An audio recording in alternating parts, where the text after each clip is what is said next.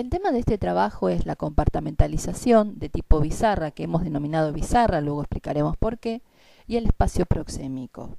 Expliquemos primero ambos términos. Se entiende por compartimentalización, también se la puede llamar encuadramiento o enmarcamiento, y se presenta en los test proyectivos gráficos cuando parte del espacio se tabica, haciendo como barreras o cerrando a las figuras graficadas. Suele aparecer en el test de Bender, principalmente en el test de la familia, en el test de las dos personas, es decir, en aquellos dibujos en donde hay dos o más elementos.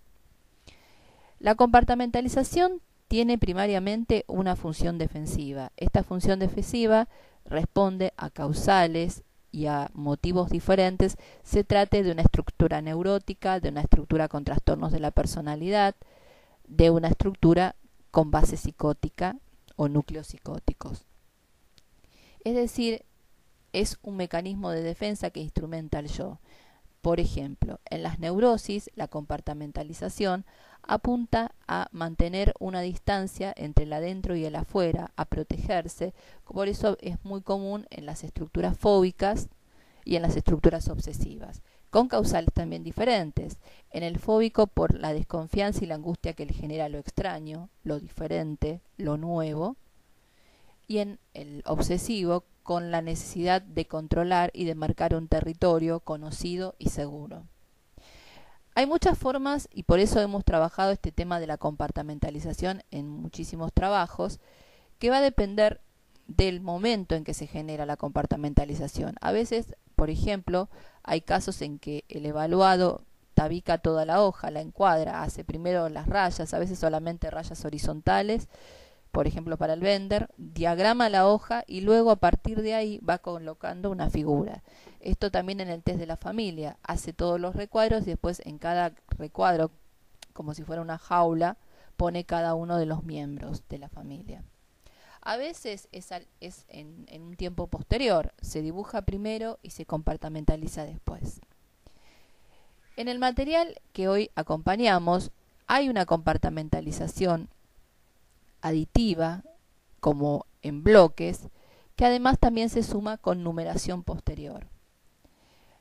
Además, obviamente, de la compartimentalización, que es una de las características que se pueden presentar, uno de los aspectos gráficos, sí, que tienen un valor más o menos negativo, depende también del resto de lo que acompañe. En este caso se trata del protocolo del Bender y sabemos que es uno de los test más complejos y más completos para evaluar, ya que tiene aspectos madurativos, emocionales y proyectivos significativos.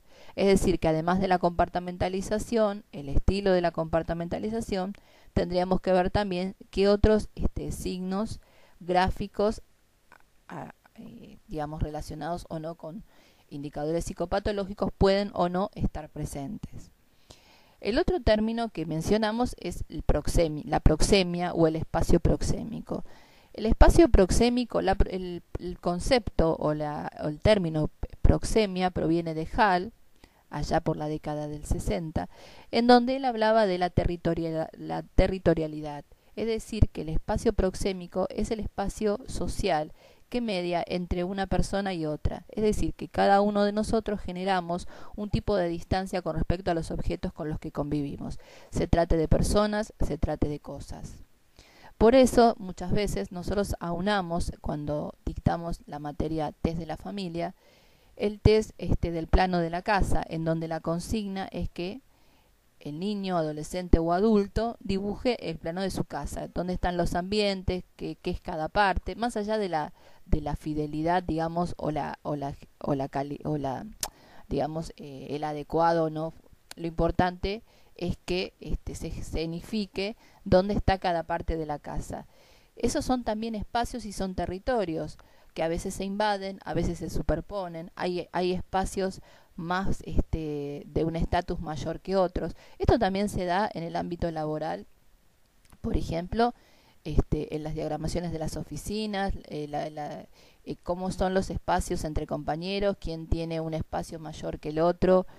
Es decir, que el espacio proxémico es el que evalúa, digamos, es el que se genera entre una persona y otra, dijimos entre un objeto y otro, y la cercanía o el alejamiento del sujeto con respecto al resto de los objetos es totalmente personal y se construye a lo largo de la historia. Por ejemplo, una personalidad con defensas fóbicas o una estructura fóbica tiende a mantener distancias mucho más amplias que, por ejemplo, una personalidad con tendencia histriónica o una personalidad con base psicopática, en donde justamente se acortan las distancias y a veces se invade el espacio del otro. En los casos más extremos, en las estructuras psicóticas, el espacio es el mayor y la distancia entre lo interno y lo externo cada vez es más amplia. Bien, dijimos que hay muchas formas de compartimentalización, por eso además del concepto global que tenemos, que es como una defensa, que es proteger, que es marcar un territorio conocido o que, digamos, protege de la ansiedad de la conexión directa con el otro o con lo otro, la forma de graficar la compartimentalización también puede darnos lugar a otros tipos de elaboraciones. En este caso la hemos denominado compartimentalización bizarra por la forma dentada. Las formas dentadas como la que aparece al final de la compartimentalización, por ejemplo en la figura 9, es muy común en estructuras de base psicótica o con presencia de núcleos psicóticos activos. Este protocolo corresponde a un niño con diagnóstico de psicosis que en el momento de ser evaluado en este protocolo estaba asistiendo a hospital de día en consultorios externos. En todos sus dibujos había transparencias, había, por ejemplo, en el dibujo de la figura humana, órganos a la vista, y este sería el Bender realizado en ese momento dentro de esa batería. Podemos observar, sabemos que alrededor de los 10 años ya casi está maduro, digamos, del punto, piensen que las escalas de maduración del Bender infantil que lo separa del Bender adulto es entre los 5 y los 10 años, 11 como límite, digamos. A partir de allí se considera Bender adulto. Es decir, que el niño está justo en la transición, por lo cual ya tendría que tener muchos indicadores que tienen que ver con la evolutiva del Bender ya resueltos. Por lo tanto, la presencia de indicadores psicopatológicos da cuenta de una estructura psicopatológica subyacente. Veamos cuáles son. Tenemos la rotación en la figura 2, la alteración de las formas, la pérdida de la forma de la flecha en la figura 3, la rotación de la figura 4, la dificultad con el ángulo en la figura 7, que es la de los hexágonos, que están numeradas como están numeradas, digamos, por el mismo paciente. No numeró la figura A como A, sino como 1, por eso está como el orden alterado. ¿Por qué la llamamos bizarra? Porque es una forma de elaboración. Fíjense que va haciendo como bloques y de hecho también agrega una segunda línea como mayor defensa. En el caso de las estructuras psicóticas, las compartimentalizaciones dan cuenta de una manera de compensar un sentimiento de aumentado de ansiedad persecutoria o ansiedad paranoide, que sabemos que en el caso de las estructuras psicóticas la ansiedad que se genera es ansiedad, es angustia de aniquilación. Por lo tanto, estas barreras son una forma de mantener una especie de homeostasis en este estado de descompensación que estaba presente en este niño.